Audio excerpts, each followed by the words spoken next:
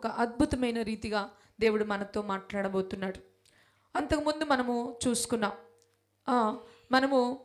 మనకు శ్రమలు శోధనలు మనము సహించేంతవరకే మనకు దేవుడిస్తాడు. శ్రమలలో ఆయన మనకు తోడై ఉంటాడు.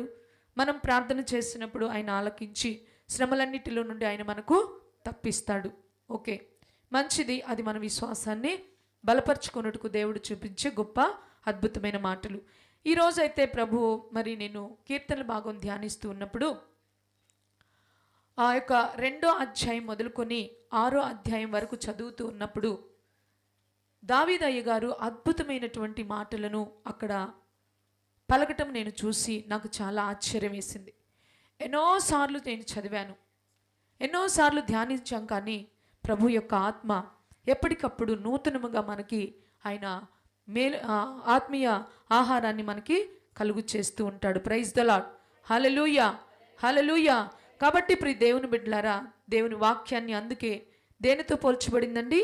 జుంటె తేనె దారుల కన్నా మధురమైనది. ఎస్, ఎప్పటికీ అప్పుడు అది స్వీట్ తగ్గదు, ఎప్పటికప్పుడు అది మనకి బలాన్ని కలుగు చేస్తూ ఉంటుంది, ఎప్పటికప్పుడు అది మనకి వెలుగును కలుగు చేస్తుంటుంది. కాబట్టి వాక్యాన్ని ధ్యానించడంలో మరి చదవటంలో ఏమాత్రం కూడా నెగ్లెక్ట్ చేయవద్దని ఒక దైవజనురాలుగా మీ అందరితో కూడా నేను మనవి చేస్తున్నాను. పోయిన వారం మరి కీర్తనలు సామెతలు చదవాలని చెప్పడం జరిగింది. ఎంతమంది ఫాలో అవుతున్నారు? ఎంతమంది ఫాలో అవుతున్నారు? దేవునికి స్తోత్రం కలుగును గాక.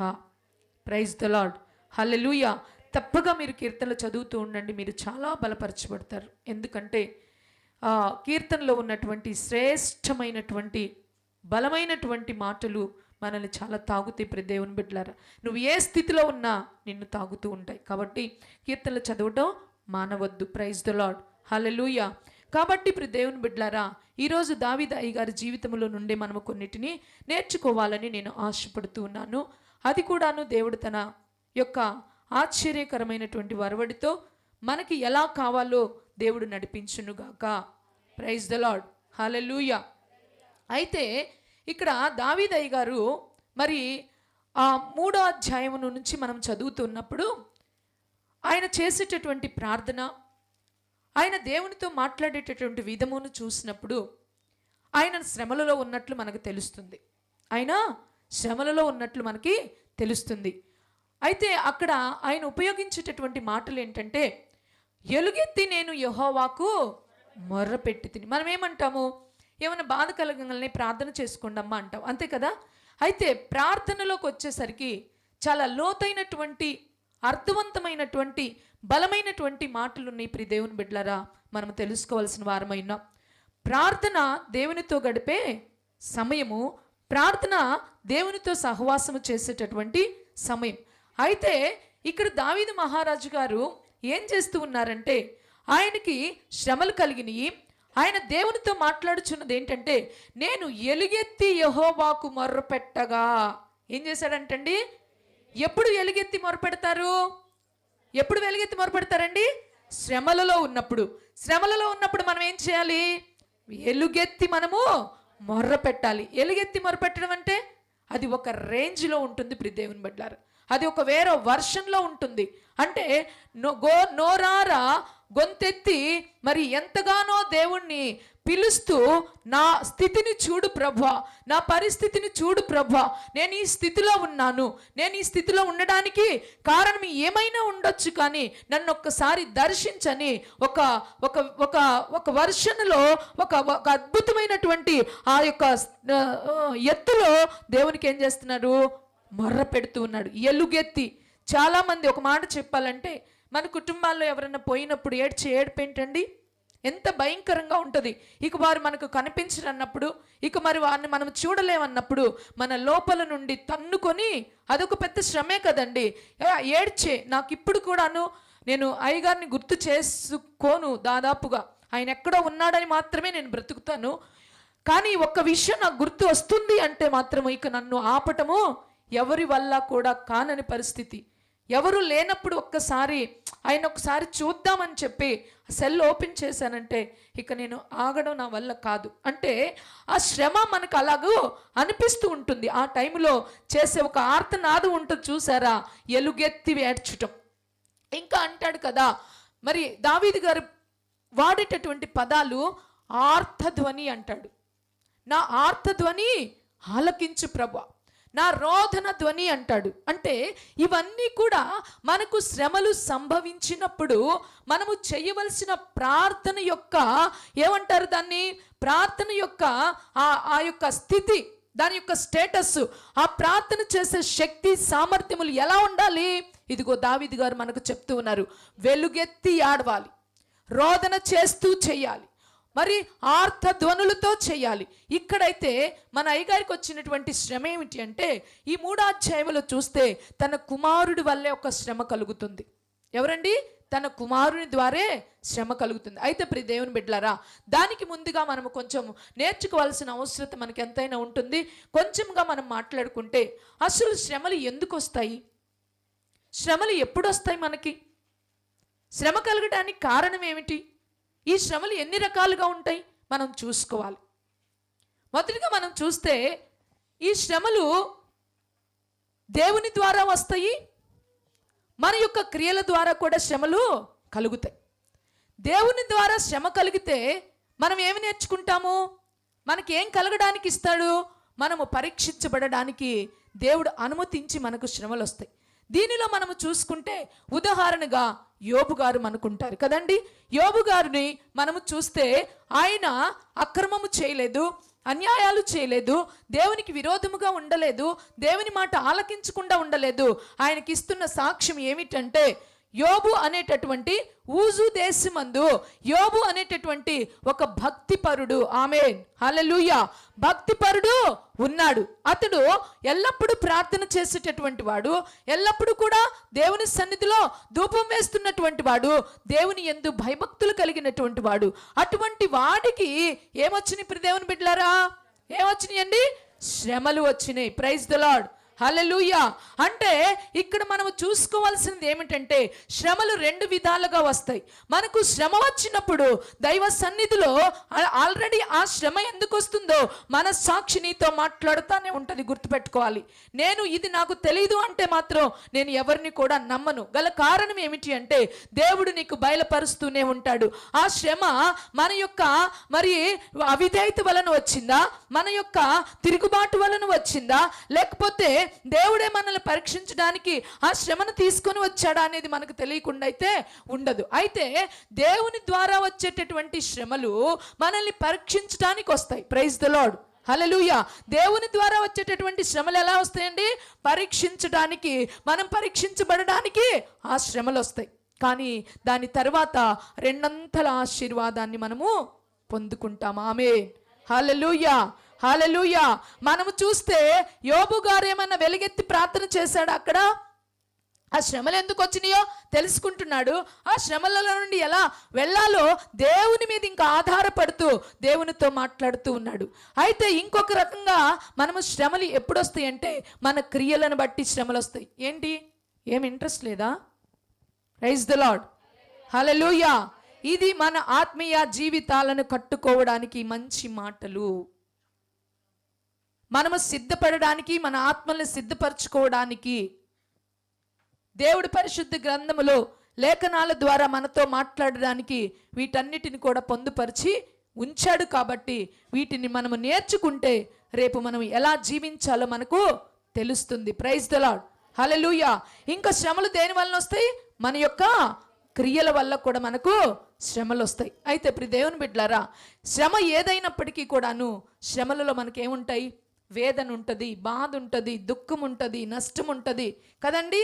ఇవన్నీ కూడా శ్రమలలో మనకుంటాయి. కాబట్టి ప్రియ దేవుని బిడ్డలారా, దేవుడు అనుమతించే శ్రమలు కొన్ని అయితే మనము మన క్రియల ద్వారా తెచ్చుకునేటటువంటి శ్రమలు కొన్ని. కాబట్టి మనము ఈరోజు మరి చూసుకున్నట్లయితే, దావీదు అయ్యగారు ఎలాంటి శ్రమలు పొందుకుంటున్నాడు, ఎందుకు వచ్చినాయి ఆ శ్రమలో మనం లోపలికి వెళ్ళి చూద్దాం ఒక్కసారి. మరి చూసినట్లయితే ప్రియ దేవుని బిడ్డలారా, మనకు బైబిల్లో ఒక మాట ఉంటుంది కదా, కొలత.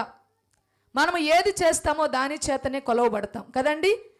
కదా, ఆ పరలోకంలోనైతే తీర్పు, మనము చేసే ప్రతి క్రియకు, మనం మాట్లాడే ప్రతి మాటకు, మనము జీవించే ప్రతి జీవిత విధానానికి మరి ఎవరు చూసినా చూడకపోయినా దేవుడైతే చూస్తూ ఉంటాడు. అక్కడ తీర్పు అయితే గ్యారెంటీ.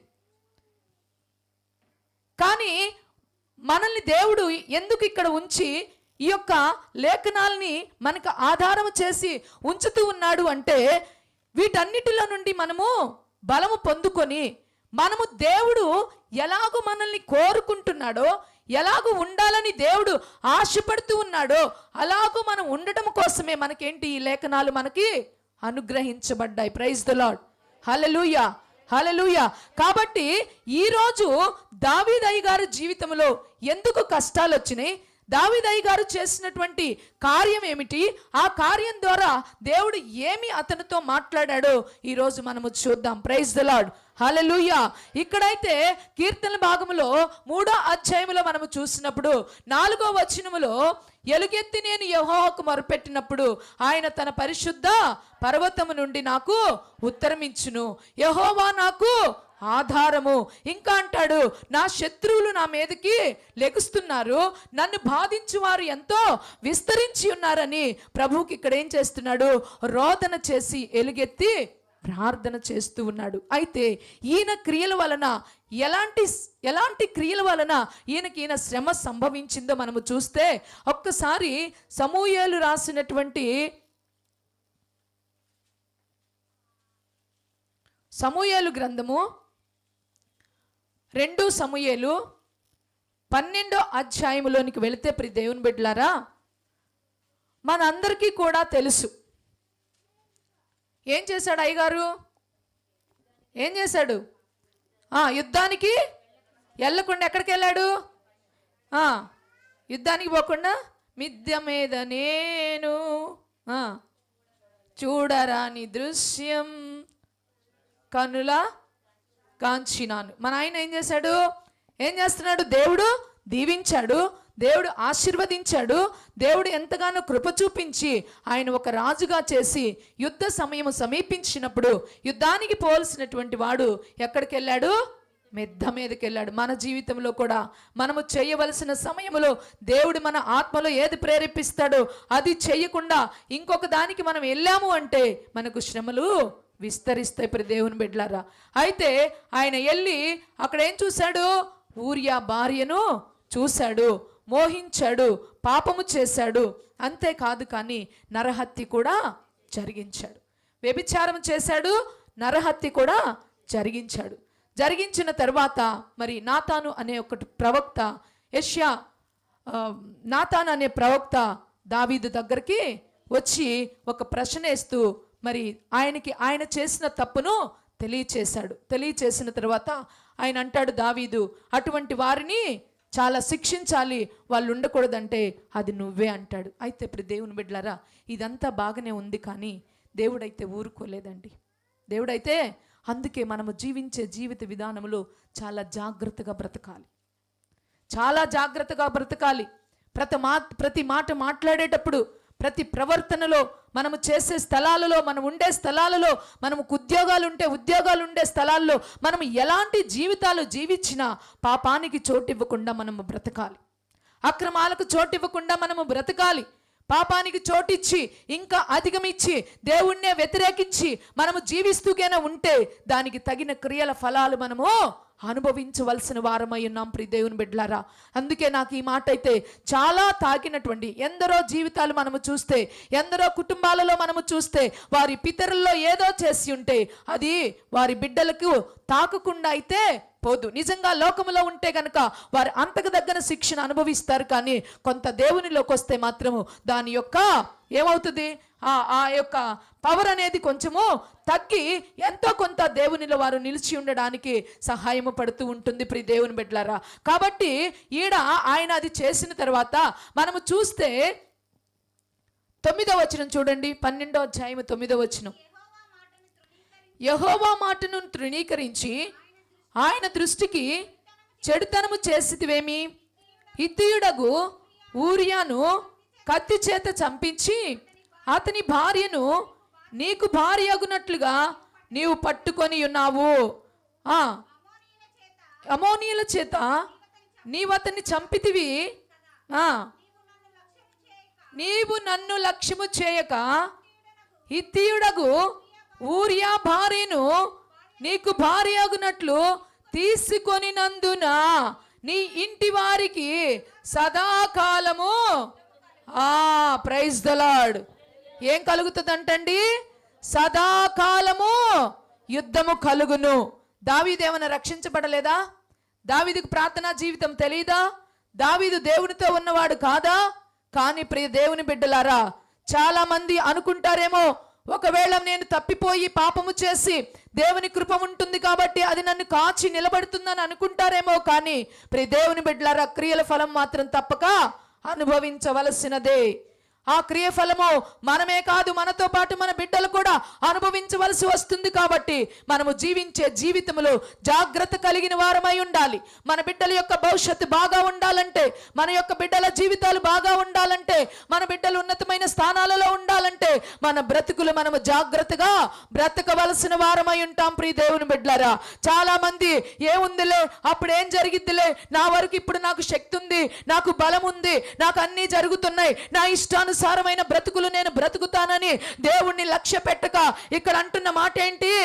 నీవు యెహోవా మాటను తృణీకరించావు.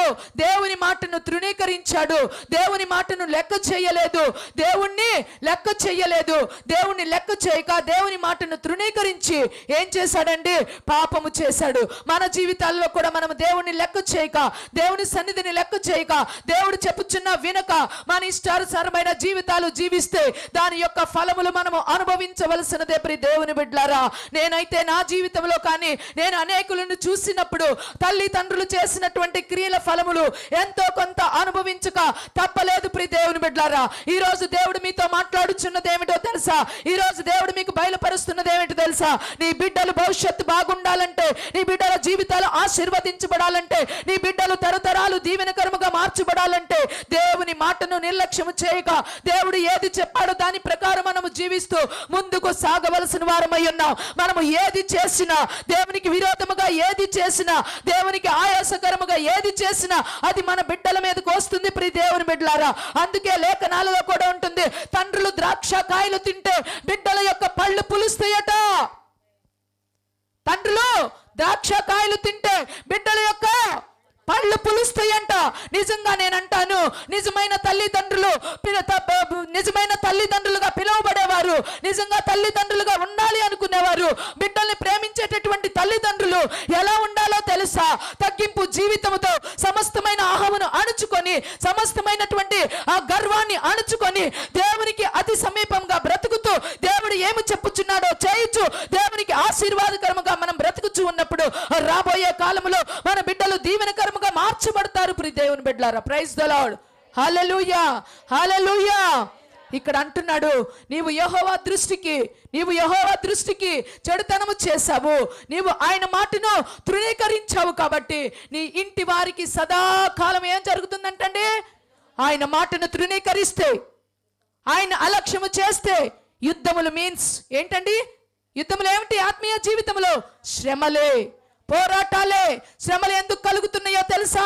మన ఆత్మీయ జీవితం పరీక్షించబడడానికైతే పర్వాలేదు, మన ఆత్మీయ జీవితం సరిచేయడానికైతే పర్వాలేదు, దేవుడు తన యొద్దకు మరలించుకోవడానికైతే పర్వాలేదు. కానీ దేవునికి ఆయాసకరముగా బ్రతికి మాత్రం మనము శ్రమలను తెచ్చుకునే వారిగా ఉండకూడదని ఈరోజు దేవుడు మనతో మాట్లాడుచున్నాడు. ప్రైజ్ ది లార్డ్, హల్లెలూయా.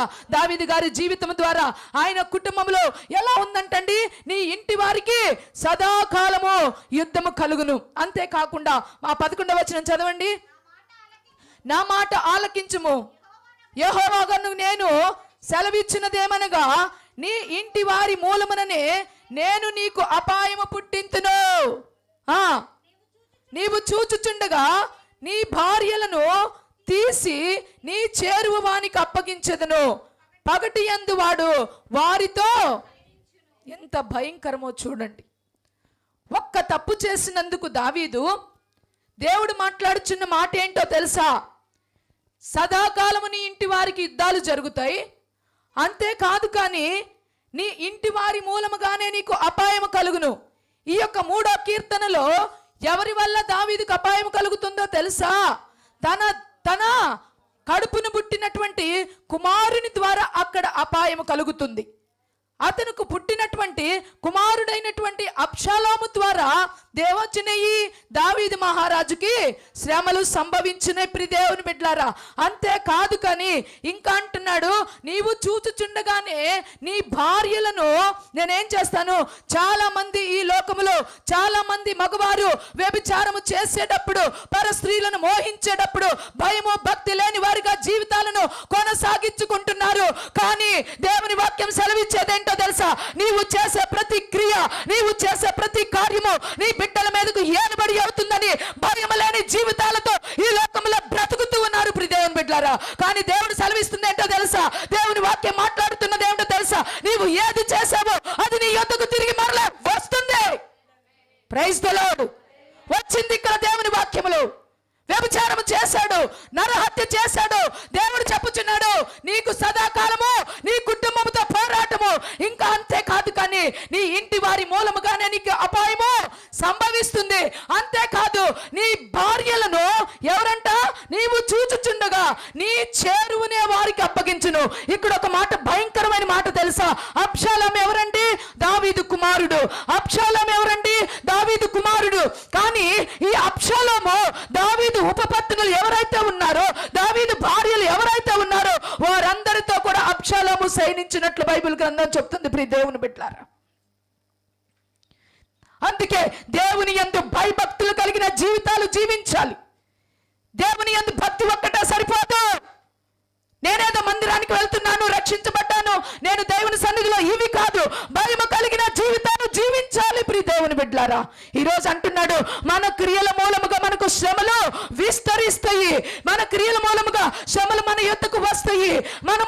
మనకే కాదు, మన క్రియల మూలముగా మన బిడ్డల మీద కూడా అది ఏలుబడి అవుతుందని దేవుని లేఖనాలు సెలవిస్తూ ఉన్నాయి. ఆమేన్. హల్లెలూయా, హల్లెలూయా. దావీదు మహారాజు ఏమన్నా చిన్నవాడా? యుద్ధము లేనటువంటి వాడా? ధైర్యం లేనటువంటి వాడా? ఆయనకు ఉన్నటువంటి, ఒకసారి చూడండి, ఆయన చూస్తే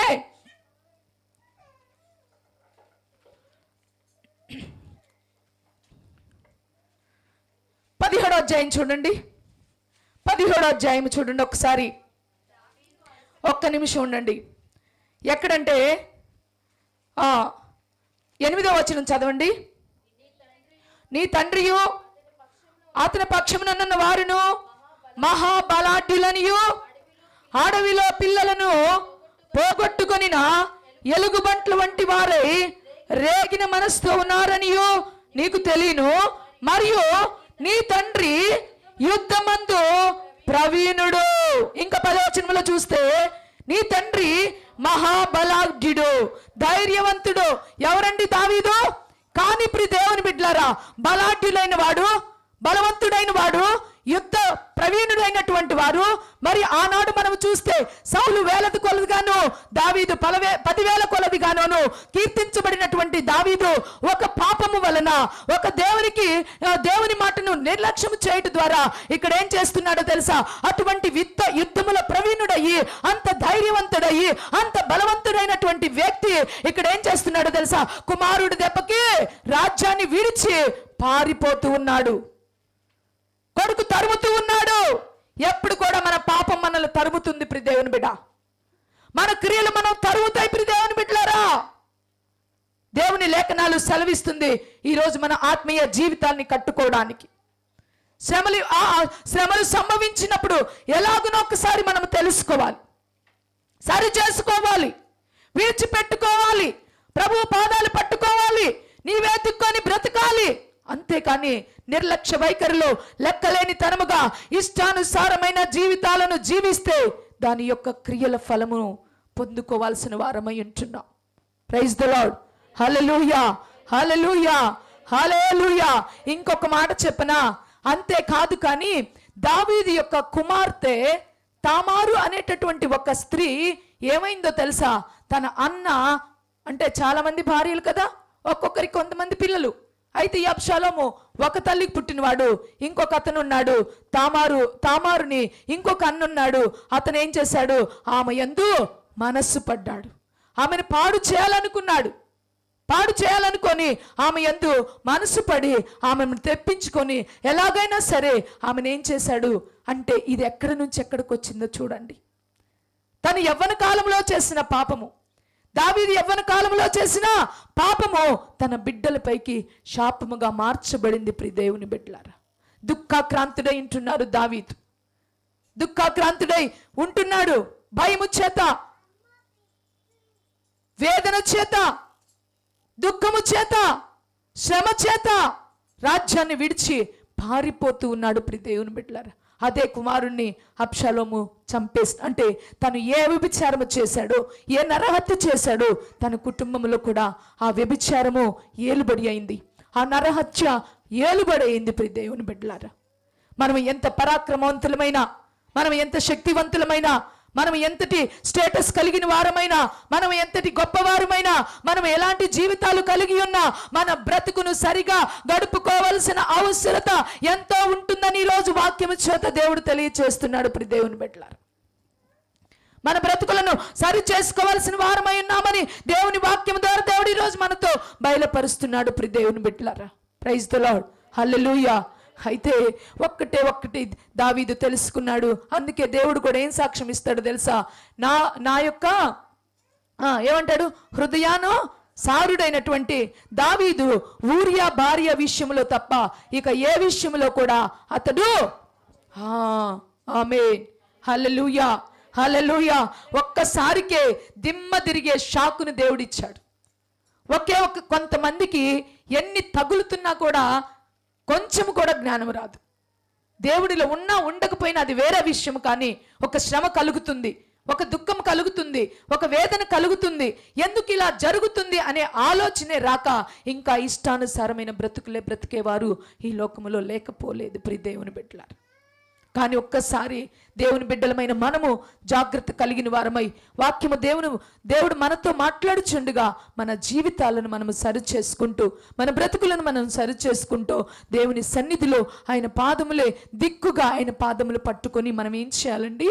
మొర్ర పెడుతూ ఉండాలి. ప్రియ దేవుని బిడ్డలు ఎలుగెత్తి ఏడవాలి. ప్రియ దేవుని బిడ్డలారా, ఒకవేళ మన కుటుంబంలో అటువంటి ఎక్కడైనా జరిగి ఉంటే ఎలుగెత్తి, నేను చెప్తున్నాను కదా, నా జీవితంలో నేను ఎలుగెత్తి ఏడ్చిన సందర్భాలు ఎన్నో సార్లు ఉన్నాయి. ప్రియ దేవుని బిడ్డలారా, ఎన్నో సార్లు ఉన్నాయి ఎలుగెత్తి ఏడ్చింది. నాకు తెలియదు నా చిన్నతనంలో జరిగినవి, నాకు తెలియదు నా జీవితంలో జరిగినాయి, కానీ నాకు తెలిసిన తరువాత దేవుని సన్నిధిలో అది తప్పిదమని ఎరిగిన తరువాత నా దేవుని సన్నిధిలోనికి నేను వచ్చిన తరువాత నా దేవుని సన్నిధిలో ఎన్నో సార్లు నేను ఏడ్చాను.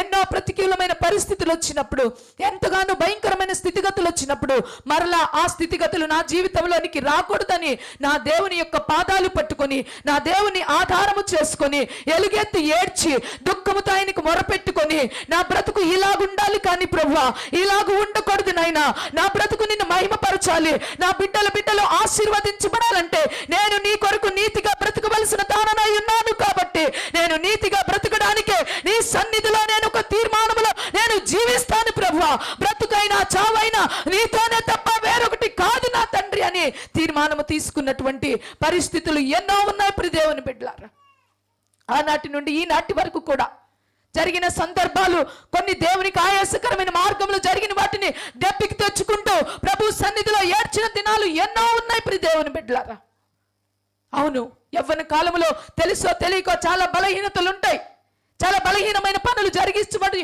ఉంటాయి, సాతాను చేత ప్రేరేపించబడిన విషయాలు ఎన్నో ఉంటాయి. ఎవరు కూడా నీతిమంతులు కాదు, ఒక్కడిని కూడా నీతిమంతుడు లేడని లేఖనాలు సెలవిస్తూ ఉండగా ఈనాడైతే మనం అందరం కూడా నీతిమంతులుగా పిలువబడ్డాం. ప్రియ దేవుని బిడ్డలారా, పాత జీవితాలను కొట్టివేసి నూతన జీవితంలోనికి దేవుడు నడిపించాడు. పాత అన్నిటినీ ఆయన ఏం చేశాడు?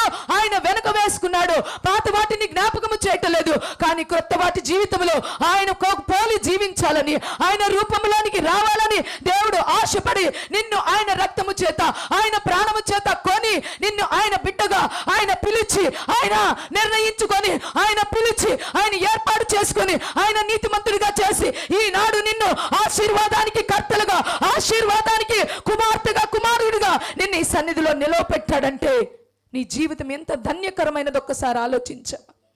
ఇంత ధన్యకరమైన జీవితంలో కూడా ఇంకా మనము దేవునికి మరి కోపము తెప్పించేవారిగా, ఇంకా అసమర్థంగా, ఇంకా జోకులతో, ఇంకా పిచ్చి చెప్పాలంటే ఆ భక్తి జీవితం అంటే ఒక పౌరుషం లేకుండా, జీవితం అంటే ఒక సిన్సియారిటీ లేకుండా, సమర్థవంతంగా చేయకుండా ఏదో మన ఇష్టానికి మనం బ్రతుకుతాంలే అన్నట్లుగా ఇంకా ఒకవేళ జీవిస్తూ ఉన్నావేమో, ఈరోజు దేవుడు మాట్లాడుతున్నాడు. ప్రతి దేవుని బిడ్డ, నిన్ను బట్టే నీ బ్రతుకు, నిన్ను బట్టే నీ జీవితము, నిన్ను బట్టే నీ బిడ్డల జీవితాలు, నిన్ను బట్టే నీ కుటుంబం, నిన్ను బట్టే నీ తరతరాలు దేవుని రాకడ ఆలస్యమైతే దీవించబడతాయని ఈరోజు దేవుడు సెలవిస్తున్నాడు. మన పిల్లల కోసం తగ్గించుకుంటే ఏం పోయిద్దండి? మన బిడ్డల కోసం సమర్పించుకుంటే ఏం పోయిద్దండి? మన బిడ్డల కోసం సమస్తాన్ని మనం దూరం చేసుకుంటే ఏం పోతుందండి? అందుకే తిమోతికి ఎక్కడి నుంచి వచ్చిందంట భక్తి జీవితం? ఎక్కడి నుంచి వచ్చిందంట విశ్వాస జీవితం? వాళ్ళ అమ్మమ్మలో నుండి వచ్చిందంట. అమ్మమ్మ అక్కడ భక్తిగా జీవించింది, అది అమ్మలోకి వచ్చింది. అప్పటి వరకు బయటికి రాలేదు. ప్రియ దేవుని బిడ్డలారా, బయటకు వచ్చిందా అండి? అప్పటి వరకు బయటకు కనిపించిందండి? తిమోతిలోకి వచ్చేసరికి తిమోతి ఎక్కడికి వెళ్ళాడు? ఎక్కడికి వెళ్ళాడు? మంచి ప్రార్థనా పరుడైన, దేవుని కొరకు రోషముగా బ్రతుకుతున్నటువంటి పౌలు గారి యొద్దకు చేర్చబడ్డాడు. ఎంత అద్భుతమైన జీవితం! నేను అంటాను కదా, నాకైతే నేను చెప్తాను, ప్రతి తల్లిదండ్రులకి ఇదే చెప్తాను. ఈ లోకంలో చదువులు ఉంటాయి, చదువుకుంటారు, ఉద్యోగాలు వస్తాయి, దేవుడు ఇస్తాడు తప్పకుండా. మనం ఆయన వెంబడిస్తున్నప్పుడు మనకు ఆయన ఇవ్వక ఎవరిస్తాడు? మనల్ని ఆయన ఆశీర్వదించగా, ఆయన మనల్ని ఆశీర్వదించగా ఎవరిని ఆశీర్వదిస్తాడు? ఇవన్నిటిని పక్కన పెడితే దేవుని కొరకు బ్రతికే జీవితం, దేవుని కొరకు ఆశీర్వాదకరమైన జీవితం, దేవునిలో ఆశీర్వాదంగా ఉండే జీవితం. దావీదు ఎన్ని అద్భుతమైనటువంటి అనుభవాలను నేర్చుకున్నాడు. ప్రతి దేవుని బిడ్డలారా, ఎంతటి అద్భుతమైనటువంటి అనుభవాలు! దీని తర్వాత మనం చూసుకుంటా వెళ్తే అదే కదా, మనం ఇంట్లో ఒక బోర్డు పెట్టుకుంటాం, నా కుటుంబము నిత్యము ఆశీర్వాదము నిత్యముగా ఆశీర్వదించదు అనా ఏదో పెట్టుకుంటారు కండి అందరూ. నేను పెట్టుకోలేదు అది. నా కుటుంబము నిత్యము ఆశీర్వాదము నొంది, నీ ఆశీర్వాదము నొంది నా కుటుంబము నిత్యము ఆశీర్వదించబడును గాక. ఏ ఆశీర్వాదం? ఏ ఆశీర్వాదం అడిగాడు దావీదు. మనం కానీ ఇప్పుడైతే ఆశీర్వాదం అనంగానే మనకు వచ్చే ఐడియా ఏంటి? డబ్బులు, ఉద్యోగం, ఆస్తులు కదండి, ఇవే కదా ఆశీర్వాదం అనంగానే. కానీ ఇది కాదు ఆశీర్వాదం, ఇది కాదు ఆశీర్వాదం. ఆయన అంటాడు కదా, నా కుటుంబము నీ సన్నిధిలో నిలుచున్నట్లుగా, నా కుటుంబము నీ సన్నిధిలో నిలుచున్నట్లుగా. దట్ ఈజ్ బ్లెస్సింగ్ అండి, దట్ ఈజ్ ఒరిజినల్ బ్లెస్సింగ్. డబ్బులు ఈరోజు ఉంటాయి, రేపు పోతాయి. ఆస్తులు ఈరోజు ఉంటాయి, రేపు పోతాయి. ఉద్యోగాలు ఈరోజు ఉంటాయి, రేపు పోతాయి. ఏది ఈ లోకంలో శాశ్వతమైనది కాదు, కానీ ఆయన సన్నిధిలో నిలిచి ఉండటం శాశ్వతం. ప్రియ దేవుని బిడ్డలారా, praise the lord, hallelujah, hallelujah. కాబట్టి దేవుని బిడ్డలారా, ఈరోజు లేఖనాలు మనకు సెలవిచ్చినది, లేఖనాల ద్వారా దేవుడు మనతో మాట్లాడినది, దావీదు ఈ గారి జీవితంలో నుండి దేవుడు మనతో మాట్లాడుచున్నది. ఆయనకు విరోధముగాను, ఆయన నిర్లక్ష్యం చేసిన వారిగాను ఉండి, ఆయనకి కోపము తెచ్చేవారిగా ఉండి ఆయన ఎలాంటి శ్రమలు పొందుకున్నాడో ఈరోజు మనము చూసాం. తన కడుపును పుట్టినటువంటి కుమారుని ద్వారానే ఆయన ఏం చేస్తున్నాడు? తరమబడుతూ ఉన్నాడు. గొప్పవాడు, యుద్ధ ప్రవీణ్యుడు, బలవంతుడు. ఇంకా చెప్పాలంటే ఆయనకు రాని విద్యే లేదు, ఆయనకు తెలియని విద్య లేదు. గొప్ప సైన్య సమూహం, గొప్ప బలగం ఎంత ఉన్నప్పటికీ కూడాను అబ్షాలోము దెబ్బకి ఇదేంటి? దేవుడు చేసినటువంటి మాట, దేవుడిచ్చినటువంటి మాట. అందుకే దేవుని నోట నుండి ఆశీర్వాదపు వచనాలను మనము తెచ్చుకునే వారిగా ఉండాలి. దేవుని ద్వారా మనము ఆశీర్వదించబడే వారిగా ఉండాలి. దేవుని ద్వారా మనము శపించబడే వారిగా ఉండకూడదు. దేవుడు శపించడా అంటే ఉందా శపించడని? తప్పక ఆయన కోపపడతాడు, ఆయన తప్పగా కోపపడతాడు. ఆయన కోపం వచ్చే దేవుడు, ఆయన రోషం కలిగిన దేవుడు. ఆయన బిడ్డలు ఆయనకు సమానంగా బ్రతకాలని ఆయన కోరుకుంటాడు. ఆయన బిడ్డలు ఆయన లక్షణాలు కలిగి జీవించాలని కోరుకుంటాడు. అందుకే ఆయన రూపంలోనికి తెచ్చుకోవడానికి ఆయన రక్తాన్ని మన కొరకు చిందించి మరి మనల్ని ఆయన రూపంలోకి మార్చుకున్న తర్వాత మార్చుకున్నట్లుగా నటిస్తూ మనం ఇంకొక రూపంలో ఉంటే ఆయన ఇష్టపడతాడా? ప్రియ దేవుని బిడ్డ, ఇష్టపడతాడా? ఆయన కోపం వస్తుంది కదా. ఈరోజు నాకు అది చదువుతున్నప్పుడు మీరేమైనా చెప్పండి. ఈ బైబిల్ గ్రంథం 2011లో నాకు ఉద్యోగం వచ్చింది. దేవుడు లేకుండా జీవితమే మనకు లేదు. ఇంకంతే. దేవునితోనే మన జీవితం, దేవునితోనే మన ఆనందం, దేవునితోనే మన బలము. దేవుని యందు ఆనందిస్తూ, దేవుని గురించి ఎరుగుతూ, దేవుణ్ణి తెలుసుకుంటూ, ఆయన ఆ ప్రేమలో మనం ఏమైపోవాలో తెలుసా? లీనమైపోవాలండి. అందుకే ఈ సహవాసం, మందిరానికి రమ్మనేది ఎందుకో తెలుసా మిమ్మల్ని? అందుకే ఈ సహవాసం. ఈ సహవాసంలో ఉంటే మనం ఇలా ఉంటాం. నేను ఎందుకు వెళ్తున్నానో తెలుసా? సేవకులు పెట్టుగానే ఎందుకు వెళ్తున్నాం? కొన్ని నేర్చుకోవాలి, వాళ్ళని చూసి కొన్ని తెలుసుకోవాలి, కొంత రోషంతో భక్తి జీవితాన్ని గడపగలగాలి. ఒక్కొక్కరికి ఒక్కొక్క అనుభవం స్టెప్స్ వైజ్గా దేవుడు ఇస్తూ ఉంటాడు. వాటిలో ఉండాలి ప్రతి దేవుని బిడ్డలారు. మన గర్వం కానీ, మన అతిశయం కానీ, మనం ఏదనుకున్నా కూడా అది చాలా వ్యర్థమైనదే ప్రతి దేవుని బిడ్డలారు. అందుకే ఈరోజు దేవుడు మాట్లాడుతున్నాడు కదా, దేవుడు విడిచిపెట్టే దేవుడు కాదు. ఇన్ని చేసిన దేవుడు, ఇన్ని ఇబ్బందులు కలుగు చేసిన దేవుడు దావీదుకు ఒక వాగ్దానం చేశాడు కదా. మారాడు దావీదు, నిలబడ్డాడు. ఆ ఒక్కటి తప్ప ఇంకెక్కడా చేయలేదు. పరుపు తేలాడిద్దట. ఎనిమిదో అధ్యాయంలో చూస్తాం. కన్నీటి ద్వారా పరుపు కొట్టుకుపోయింది అంటాడు. ఆ కొట్టుకుపోయినంత పశ్చాత్తాపం పడ్డాడు దావీదు. ఆ పశ్చాత్తాపములో నుండి వచ్చినటువంటి ఆశీర్వాదమే నీ యొక్క వంశములలో, నీ యొక్క తరములలో ప్రతి ఒక రాజు రాజ్యము అదే దావీదు వంశములో నుండి దావీదు కుమారుడైన యేసుక్రీస్తు ప్రభువారు బయటికి కాదా. ఇవన్నీ మనం నేర్చుకొని వీటన్నిటి యందు మనం ఆశ కలిగి వీటి యందు మనం ఎందుకు నిలిచి ఉండకూడదు? ఇవి మనం ఎందుకు పొందుకోకూడదని, మనం ఎందుకు రోషంతో బ్రతకకూడదు? దేవుని బిడ్డలారా, ఉన్నాడా?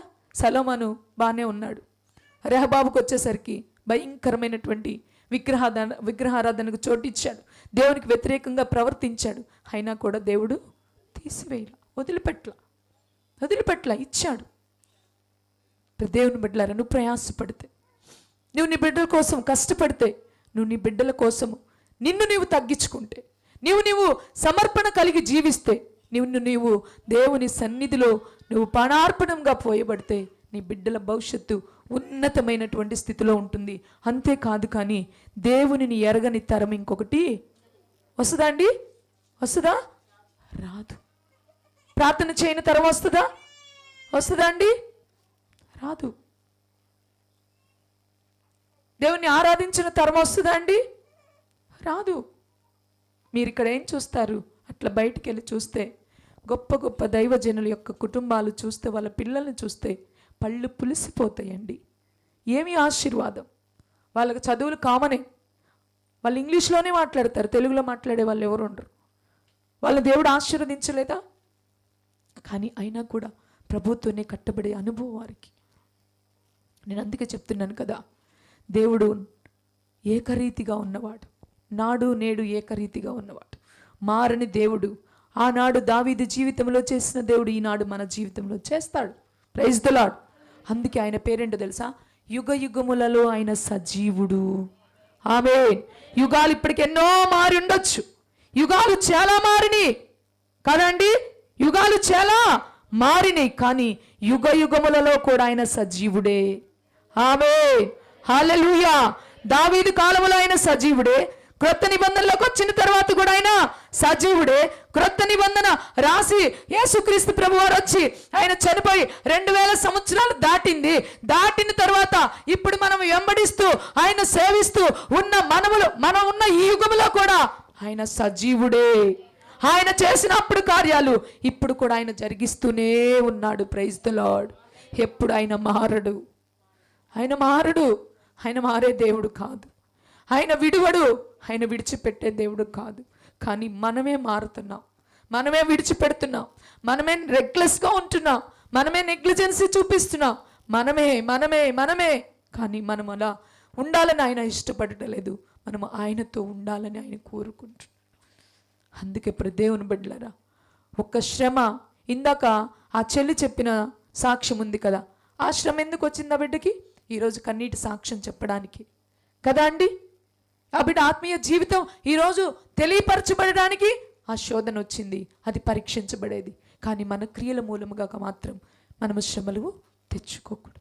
మన క్రియల మూలంగా శ్రమలు మన యొద్దకు రాకూడదు. ఇప్పుడు దేవుడు ఎందుకు ఇలా మాట్లాడుతున్నాడంటే, రేపొద్దున మనం ఏమై ఉన్నామో ఆయన ముందుగా ఎరిగినవాడు కాబట్టి, ఒకవేళ మన జీవితాలు ఎలా ఉన్నాయో ఆయన ఎరిగినవాడు కాబట్టి ముందుగానే మనల్ని సరి చేసుకోమని ఆయన ఏం చేస్తున్నాడు?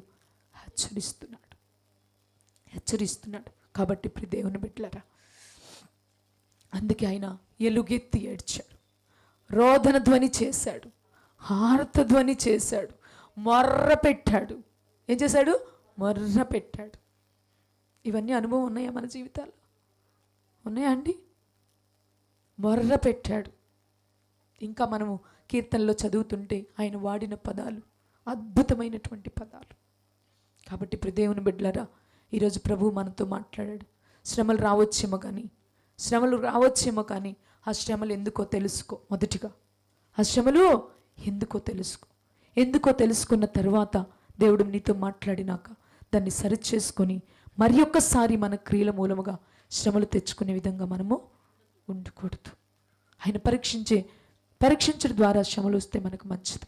ఆయన వైపు మళ్ళించుకున్నట్టుకు మనకు శ్రమలు వస్తే మనకు మంచిది. ఆయనలో ఇంకా ఎదగడానికి మనకు శ్రమలు వస్తే మంచిదే. కానీ మన క్రియల మూలముగా మనము శ్రమలు తెచ్చుకునే వారిగా ఉండకూడదని ఈరోజు దేవుడు మనతో మాట్లాడుచున్నాడు. Praise the lord. Hallelujah, hallelujah, hallelujah, hallelujah. చాలా ఉన్నాయి బైబిల్ గ్రంథములు. శ్రమ ఎందుకు వస్తుందో చూస్తే నాకు ఆశ్చర్యం వేసింది. ఎందుకు వస్తాయి శ్రమలను చూస్తే దేవుడు పరీక్షించేది ఒకటైతే, ఇంకా శ్రమలు ఎందుకు వస్తాయంటే పాపము చేసినందుకు. అంటే మనకు దావీదు గారే చక్కగా కనపడతాడు. తర్వాత దేవునితో వాదించు వారికి కూడా శ్రమ అంట. చాలామంది దేవునితో ఏం చేస్తారు? ఆర్గ్యూ చేస్తారు. చాలామంది దేవుని యొక్క సేవకులతో ఏం చేస్తారు? ఆర్గ్యూ చేస్తారు. కానీ అట్టి వారికి కూడా శ్రమలు. అంతేకాదు, దేవుడు విడిచిపెట్టిన వారికి, గుర్తుపెట్టుకోండి, దేవుడు విడిచిపెడతాడా? విడిచిపెట్టడా? పెడతాడా లేదా? పెట్టాడా? ఎవరినైనా? ఎవరిని పెట్టాడు? సంసోన్ని. ఇంకా ఎవరిని విడిచిపెట్టాడు? సౌలుని. మన క్రియలు మంచి కానప్పుడు, ఆయన మాట మనం విననప్పుడు ఆయన ఏం చేస్తాడు? మనల్ని విడిచిపెడతాడు. ఆయన విడిచిపెడితే ఆ శ్రమలు ఎలా ఉంటాయి? బహు భయంకరముగా ఉంటాయి. అంతేకాదు, దుష్కార్యములు చేయి వారికి శ్రమ, దుష్టులకు శ్రమ, దుష్కార్యములు చేయి వారికి.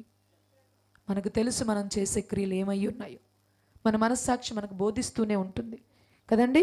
యవ్వన బిడ్డలు ఉంటారు, కాలేజీకి వెళ్తారు, బయట అబ్బాయితోనే మాట్లాడుతూ ఉంటారు. ఒకసారి సరే అదేదో యాక్సిడెంట్లుగా జరిగింది, ఇట్స్ ఓకే. తర్వాత మళ్ళీ అది రిపీటెడ్.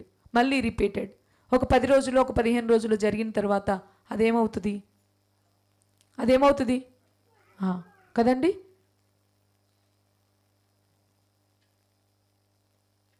చాలా జాగ్రత్తగా ఉండాలి. అది దేవుని దృష్టిలో చాలా. యవ్వన కాలములు తన నడతను వాక్యము చేత ఏం చేసుకోవాలంట? యవ్వన బిడ్డలు జాగ్రత్తగా ఉండాలి. దేవునికి విరోధముగా ఈనాడు చూస్తే యూట్యూబ్లు ఇష్టానుసారంగా చూస్తుంటే ఎంత భయంకరంగా ఉన్నాయి. పాపానికి చోటిచ్చి శాపాలు కొని తెచ్చుకుంటూ జీవితాల్ని పాడు చేసుకొని కొంతమంది అయితే ఈ లోకాన్ని విడిచిపెట్టి వెళ్ళిపోతున్నటువంటి వారు ఎందరో కదండి.